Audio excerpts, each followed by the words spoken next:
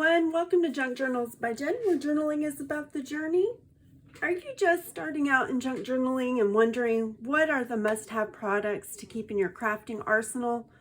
Well, I've got my top 10 must-have list of 2024, and let's get right to it. Now, this first item is more of a want-to-have, and it's a die cutting machine.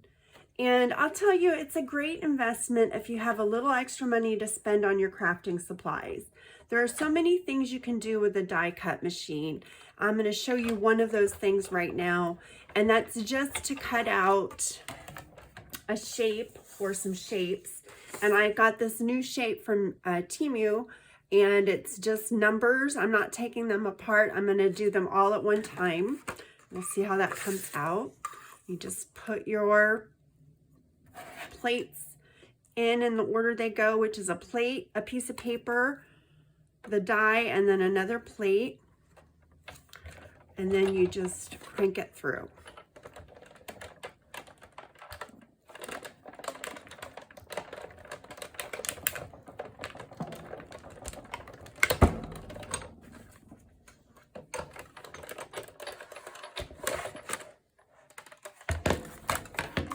Let's see what we got. And we've got these great numbers that we can use for whatever, collaging or whatever we want to use. And I did them all at once so I could keep them in my stash. That's a little tip for you. Let's see if you can see that. I love how they have the little texture on them. Those are awesome. Okay. Now, the other thing you can do with this is you can cut out letters and shapes, and you can do embossing with embossing folders. So that's my number one must-have supply for 2024 is a die cut machine if you can get one. And mine is a Sissix Big Shot. It is a hand crank, and I prefer it to the electric ones because those can break if you try to put too much stuff through at once. You can actually burn up the motors of them, and I don't need that. So I've got the hand crank one. I'm happy with it. Now, number 9 is a corner rounder. You don't have to have a corner rounder to make a journal. You can actually trace a nickel on the corner and then cut around that to get a good rounded edge, and that's fine. But these are so handy, and this one wasn't very expensive. I'll try to link it below. And I like this one because it has 3 different sizes, 10 millimeter, 4 millimeter, and 7. I'm just going to do the 7 right now. But what I like about it is you can turn it over and you can actually see where you get your corner there and that it punches it good. So I like that about this corner puncher. So you can see it does a marvelous job, and it's so much easier than tracing a penny or trying to cut a perfect corner with scissors. So that's my number 9 corner rounder. Number 8 is an ink. Again, you don't have to buy an ink, but if you were going to splurge on an ink, I would suggest this Distress Oxide Vintage Photo. It's a great one for a bunch of different kinds of looks and journals. It's great for Victorian. I've done it with Brights and botanical journals. Really anything goes. And I like to use the Distress Oxide because you can do different things with it besides just inking the edge of a paper. So you can, ink the edge like that. You could also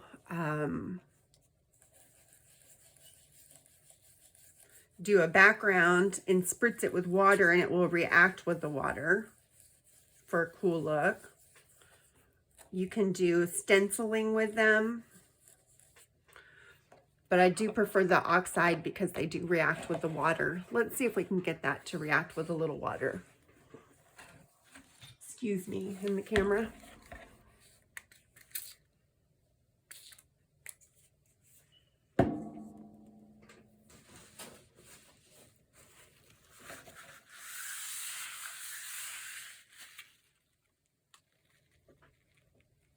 I don't know if you can tell, but you can see it's already changing different colors. When it dries, it's going to dry really cool, and I'll show it to you in a little bit when it's drying. So I prefer the Distress Oxide inks, or the Distress Oxides. And I would get Vintage Photo if you had to just get one. If I was getting another one, I'd get the Black Soot after that. But I do a lot of grungy things, so that's just me. You pick for you. This is already looking really cool.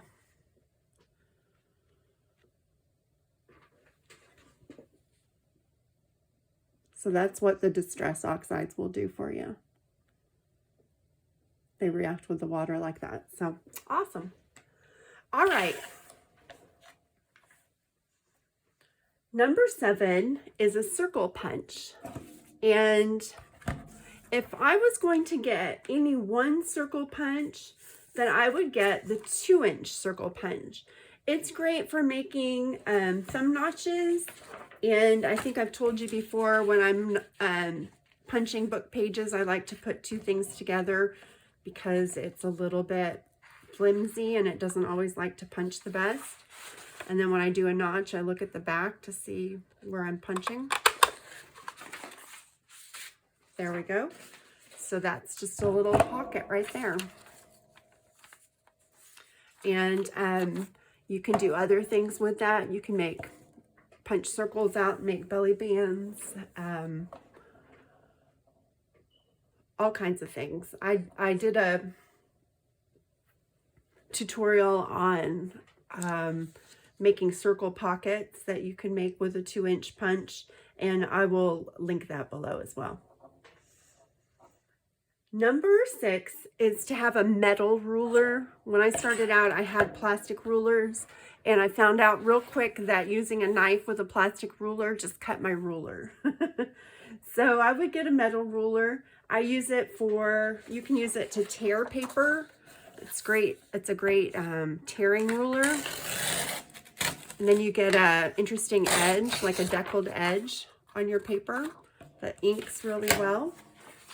You can use it for hitting your signatures in to make sure the pages are all lined up.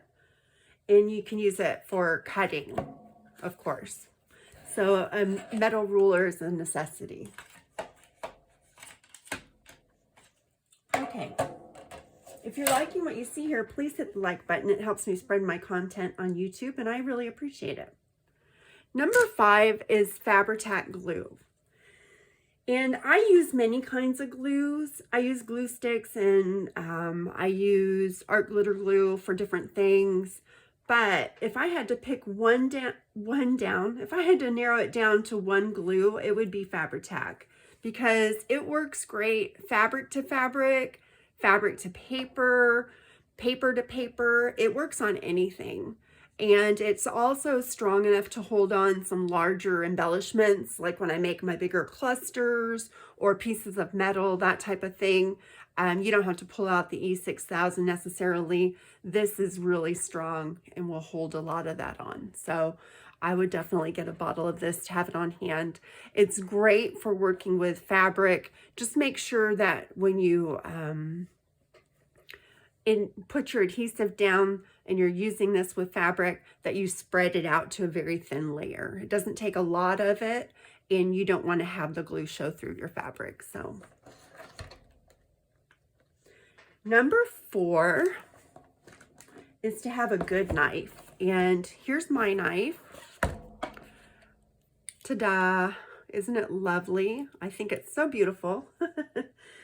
And not only is it beautiful, but it comes in handy too. I cut cardboard, cardstock, and thick stacks of paper with it.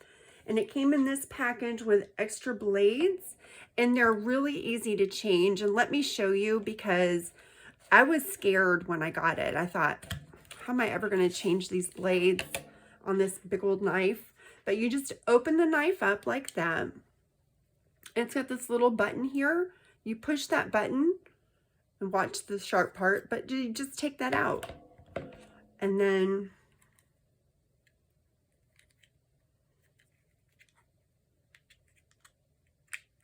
you open this carefully.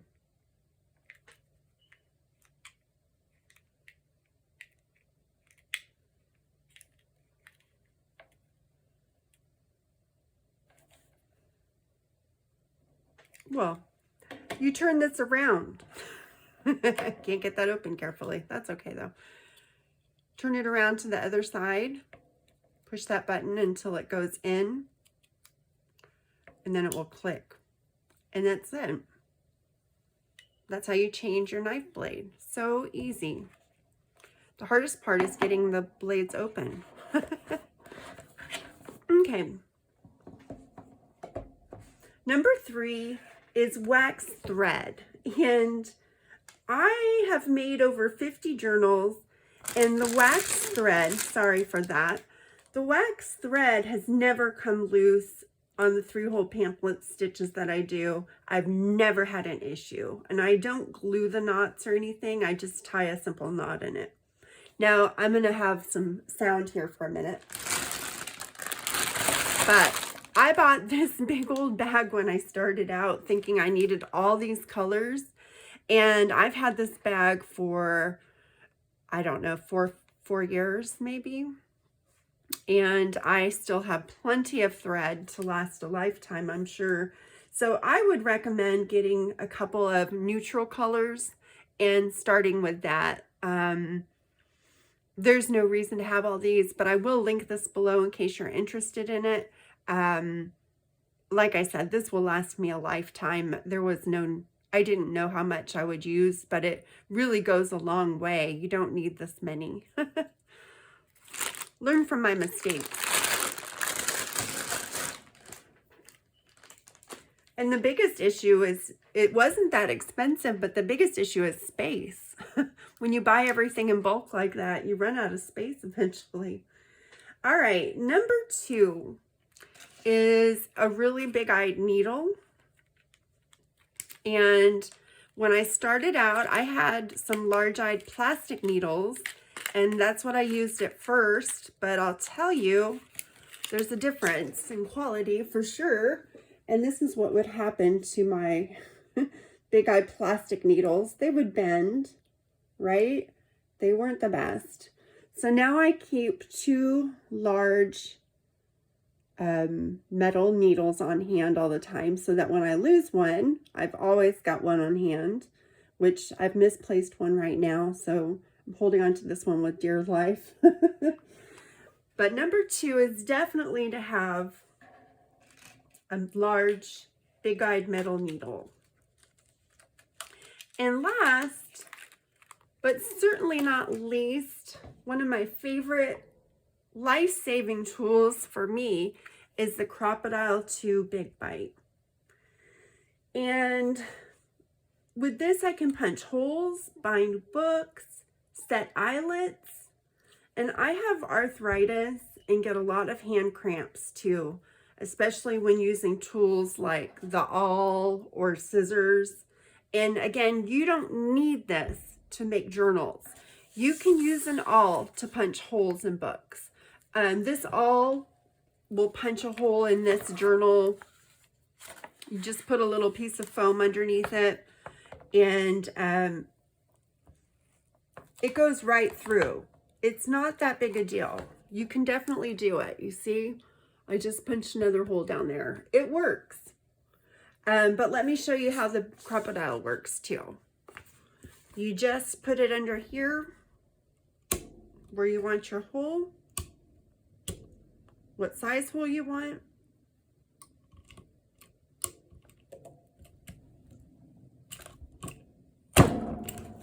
There you go. And the thing I like about it, if you can tell the difference between the holes, this hole here went clean through, so I have no problem getting my needle through that. This hole right here, I need to work that all through there and make it bigger, because my needle is going to get stuck on the sticky tape residue, because that's tape that's going through there. So I prefer using this. Not only is it more comfortable on my hands, but it makes a bigger hole and a cleaner hole, so it's nice. It's a little bit pricier, but I will link it below so you can see the Amazon links to all these products. So there you have it. These are my top 10 must-have junk journal supplies for beginners in 2024. I hope you found it helpful. Come visit me at my Etsy shop, which is linked below. And bye until next time, everyone.